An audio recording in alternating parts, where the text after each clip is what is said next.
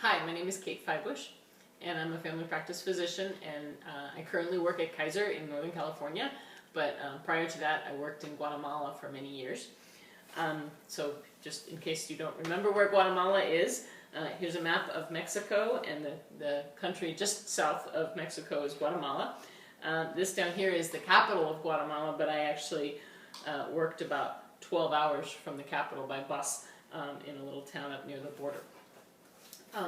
So my work there was to train lay health workers, so they lived even more remotely than I did, and I trained them to take care of the people in their village, and when they had difficult cases they brought them to the clinic that I worked at, and I tried to help them with the cases. So one day, from a very remote village, about 4 hours from where I was, 2 hours by car and 2 hours hiking, a family brought in this little girl, and this was a little bit beyond what I was used to dealing with, and so I wrote away for help.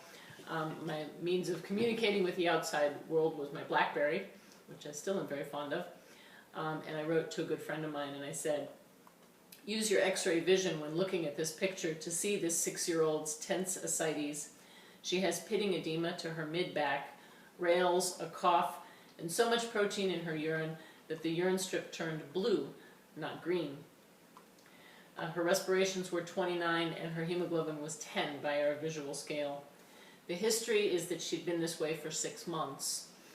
She was hospitalized for 12 days in December, which was about 4 months before I saw her, but she was taken out of the hospital AMA by her father, who perceived her case to be worsening and was afraid she was going to die. And in Guatemala, if you die in the hospital, the family has to pay to get your body out, so they wanted to take her out before she died. 2 months later, she received 5 days of gentamicin, for reasons I'm not quite sure I understand, and then in April she was brought to me. The child was very cooperative. She had very little energy. She ate a little, but ended up throwing up or passing undigested food. She didn't have orthopnea, but did have a persistent intermittent cough.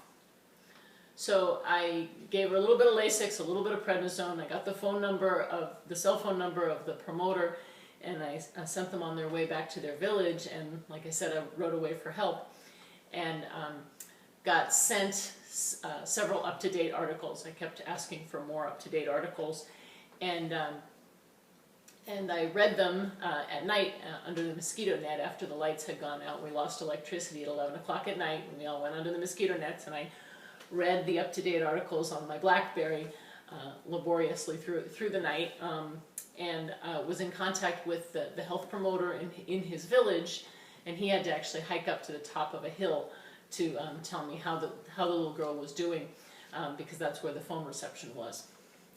So being in communication like that and reading the UpToDate articles and figuring out exactly what dosages of Lasix and prednisone, then about 10 days later I hiked out to the village to see how the little girl was, and this is a picture of her and her father, and you can see that the swelling has gone down fairly substantially, although she still has ascites. And then we continued on that way, and honestly I had to continue to study the UpToDate articles to make sure that I was doing the right thing by her, and we micromanaged her fluid status and her prednisone. And then 2 months later she came out of the village to come find us in clinic and thank us, and that's the way she looked. Very beautiful little girl, and I'm very grateful to UpToDate for helping me save her life. Thanks very much.